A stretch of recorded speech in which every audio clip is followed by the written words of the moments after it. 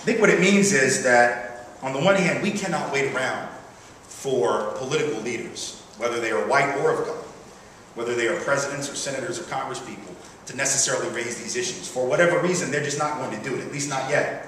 Because they either think they can't, or maybe they really can't, maybe the political cost is too high, or at least they think it is, which means that for those of us who care about the issues I've just talked about, or the ones I talk about in my writing, we're going to have to be the ones who raise the subject matter.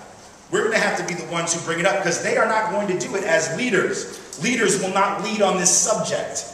For whatever reason, whether it's political calculation, whether it's philosophical difference, as has always been the case, and hearkening back to what I said at the beginning about those 4 young men in North Carolina, to whom we owe so much historically, who sat down on those seats at the Woolworths in Greensboro. They didn't wait around for political leaders to get behind them, that's for sure. In fact, just about every political leader at that time was opposed to what they were doing.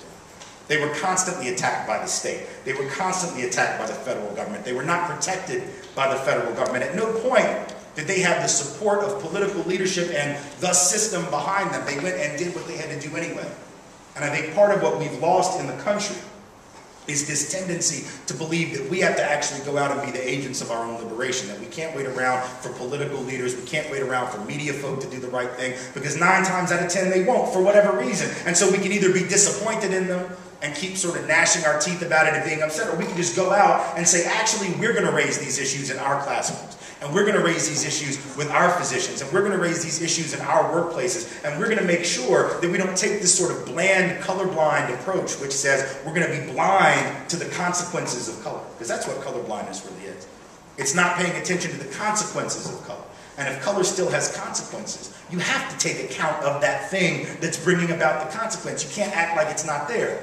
Just like if you were trying to solve any type of oppression at all. Think about the marginalization of or discrimination against people with disabilities. Now, folks with disabilities face overt discrimination on the basis of their disability, right? They face presumptions that they're not as competent, not as capable. They face physical spaces that are sometimes not amenable to them being able to get in and out of a room. I mean, there's got to be some way for somebody in a wheelchair to get in here by federal law, but I don't see it right now, right? So for people with disabilities, this becomes a much more difficult space for them, right?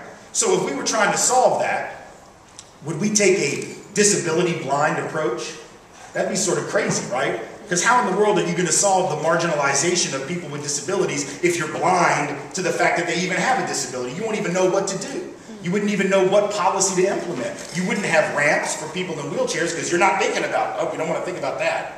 We don't want to think about their disability. We'll just be blind to their disability, which means you can't solve the discrimination that they face. Same is true with gender, same is true with class, same is true with sexuality, same is true with race. If you don't pay attention to the thing that's causing the injury to come about, because someone is mistreating them on the basis of that thing, whatever it is, you can't possibly solve that disempowerment.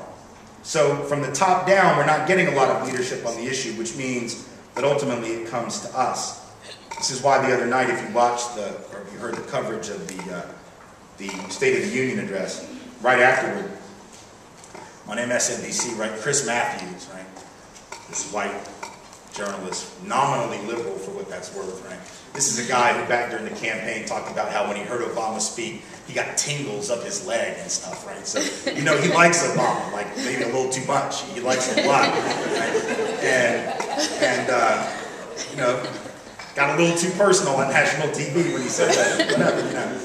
It's all right, but, you know, you keep that to yourself. We don't need to talk about that. In any event, the other night after the speech, what did he say? You heard about this, right? Where Chris Matthews says, I forgot he was black for a whole hour. And I want you to think about that. Like, and when Chris Matthews was challenged on this, he said, oh, I thought I was saying something really great.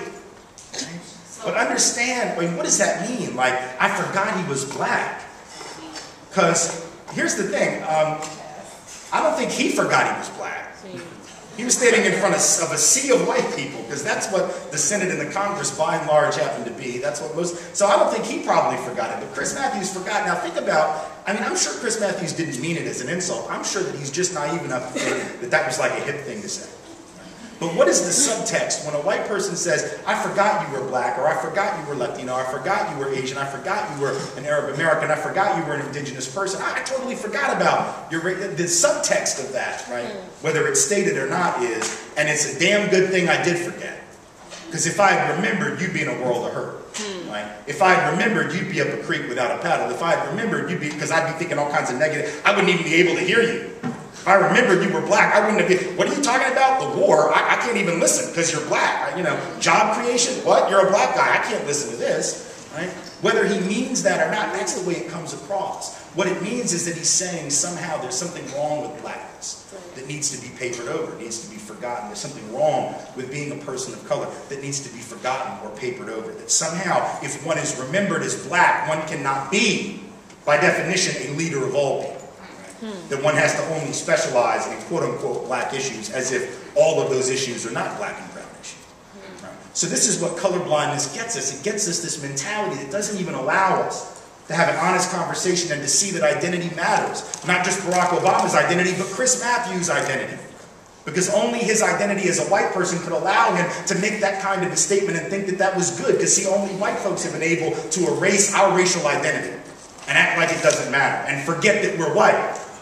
And forget what that means. Right? Forget that that actually has meaning, that it has meant something historically. Because to be white is to not have to think about your race. To be a man is to not have to think about your gender. To have money is not have to think about your economic situation the same way that someone who's poor does, let's say. Right? Whenever you're a member of a dominant group, you have that luxury. The problem is when you project that luxury onto others who don't have it. And you act as if somehow they shouldn't think about race either. And when they bring race up, what are they doing? They're injecting division.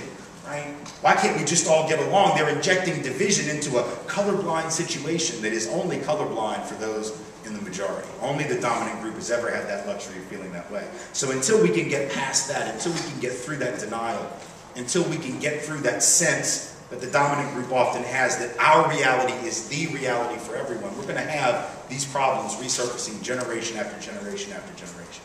If we're going to solve that, it's going to be up to people like those of you in this room to continue to raise it when people like Chris Matthews aren't ready to raise it, when people like President Obama are not ready to raise it, when people in positions of authority are not ready to raise it, because it's only by doing that, the same way that those 4 young men in Greensboro did, that we've ever made progress as a country. And it's the only way that we'll continue to make progress as a country in 2010. Thank you all so much for being here today. And I want to take any questions that you have at this time, but that's it for me. So thank you all so much for being here.